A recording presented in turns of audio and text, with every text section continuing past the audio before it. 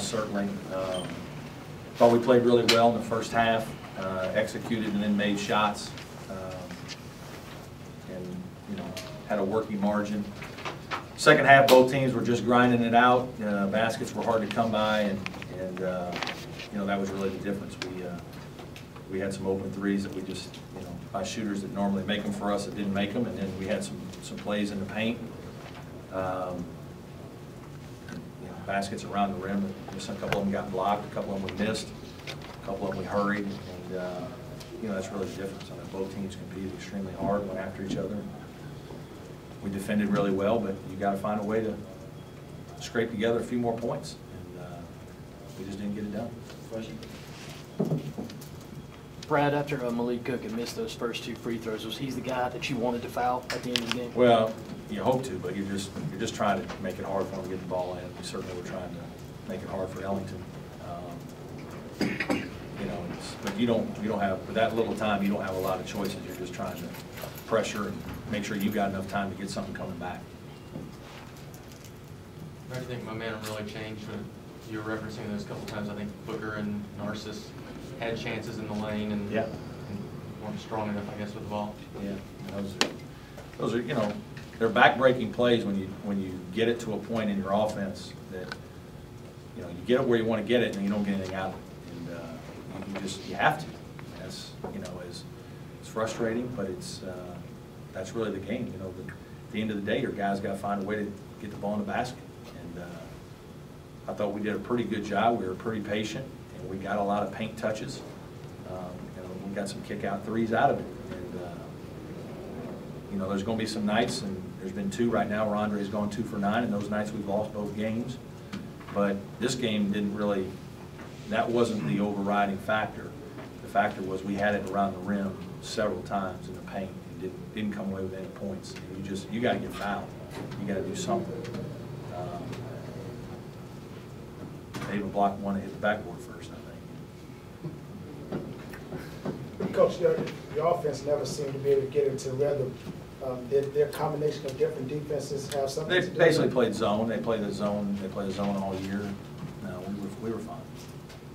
Coach, can you talk about the road trip you guys got coming up? Obviously, going to Arizona. Yeah. That's a pretty high-profile game for you guys. Yeah, very challenging game. Certainly a tremendous team with a great coach, a good friend of mine who, it's great for us to have the opportunity to go to Arizona. It's a premier program. We'll learn some things from that as well. Last year you guys lose in Columbia, then come February and March you're playing obviously a lot better. Do you hope that these young guys are going to at some point? Yeah, absolutely. I mean, we need to be playing better in February, and that that's when you want to play your best basketball at the beginning of the season. You're still trying to figure things out, figure everything out a little bit. It'd be great if this game was like a football game. It was the last game of the season in some ways. But that's, our job is to try to make our guys as good as they can throughout the long race, and we'll get back to work on Monday. Can you draw on the experience from last year where this team was also kind of searching for its identity and then eventually sort of found it? Is there a parallel? I don't know if it's, I think we've just got to find, Milton, Devin, we just got to get those guys to do what Jure did. They've got to continue to work to give us the inside presence that we had last year. And, they've had it some games, and some games that we haven't quite got it. And, that's part of the process. It's part of the learning process for them. We got to just keep working with them and get them better. On the last play there, was that made for Andre to kind of make a play, or just just get the ball in his hands and try to get a little screen in the middle of the court and see if he could had shooters wide and see what he could do. And for whatever reason, he mishandled it. I think your guys matched their energy and intensity. Yeah, absolutely. Intensity in the second half. Yeah, absolutely. It was a competitive game. I think when you're at the paint and you're in the rim, if you go back and watch the film, there's 4 baskets that you're probably, if you're probably certainly a Clemson fan, that you're like right there, maybe the ball's a foot from the basket, and you come away with no points. It's a little demoralizing, but I don't think it affected us because I think defensively we went down to the other end and we're still pretty solid. They didn't, they were 9 for 24. I mean, they shot 37% in the second half. So, it was hard to score for both teams.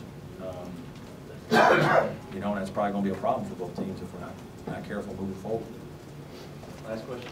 These losses where you give up leads in the second half down the stretch, any common thread in that, or just? No, I mean, the Coastal game, we turned the ball over and gave away layups. Tonight, we just didn't finish plays. And in the other game, we never had any. We were 15 down in Charleston or whatever, so that was just fighting back, and we actually were really good offensively in the second half of that game.